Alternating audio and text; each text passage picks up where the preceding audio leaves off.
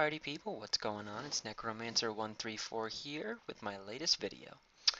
So as you saw earlier, this is somewhat of a new invention. I'm not positive if anyone else has done this or at least recorded this. I wouldn't be surprised if someone already has, just because it has mainly to do with the comparator block that was added in like the 1.6 point whatever redstone update that I was in fact very grateful for.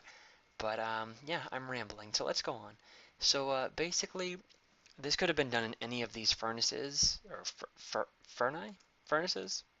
Anyways, or it could have even been done in a chest. I just picked that I wanted furnaces, and I picked the totally inconspicuous directly in the middle one. Now, the code, you can change it so that you can have a custom code.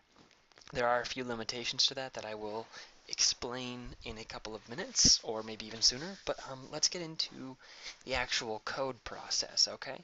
So in order to open this door and get to the diamonds that I made rain, you have to put in a code. It is 144269.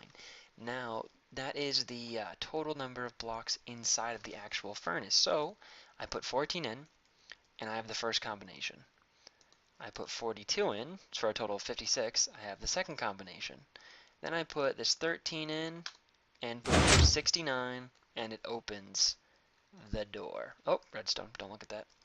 And yeah, so basically 64 plus 5, 69, that's the total amount.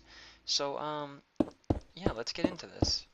Oh, I have a little piggy. This is my pet pig.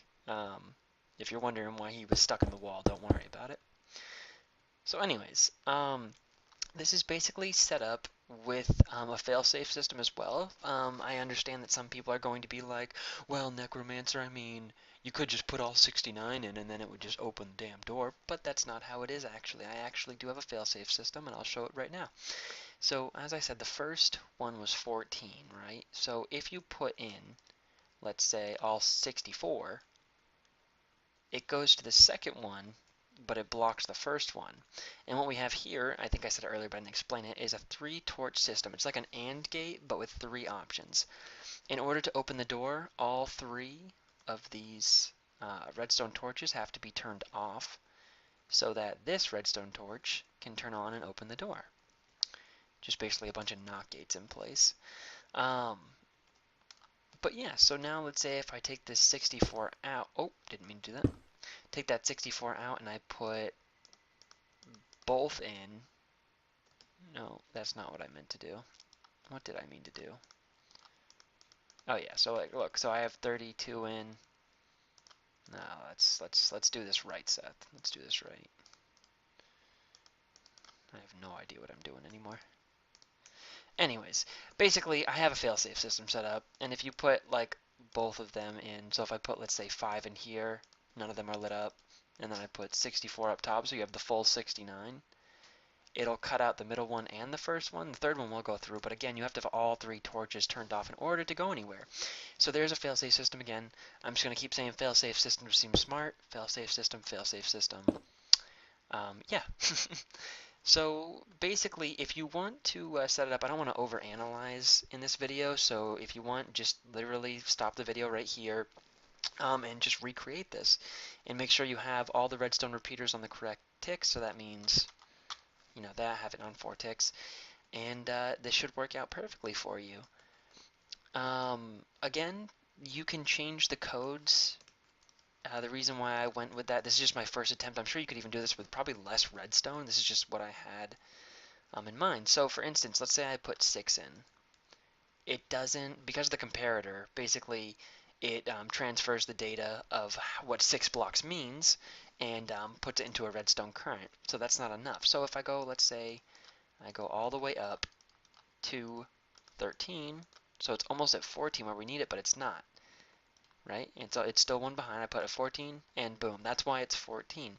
Now, in order to change the lock, you would just have to kind of extend or minimize the distance between each repeater to depend on how many blocks you want to put in. So there are limitations, like I said, but it's pretty simple to hide, and no one really knows that you have it. And not only that, but because it has fail-safe systems in place and it needs to be 14, 42, and 69 altogether, you could still use this as a regular furnace. It doesn't have to be used as this combination lock, so it's even more secretive. It's hiding, like you basically have a button or a switch hiding in main sight, you know. But yeah, as I was saying, um, there are other ways to do the codes. And also, you don't need to put it in a furnace. You could put it in a chest, you could put it in a hopper, a dropper, a fling flang flugel, anything that holds items. You can't put it in like a crafting table because these don't actually hold items. It's kind of weird. But anyways, you can put anything in that hold items that the comparator can then turn into data. Like I said, you put blocks in, it transfers it into a redstone signal.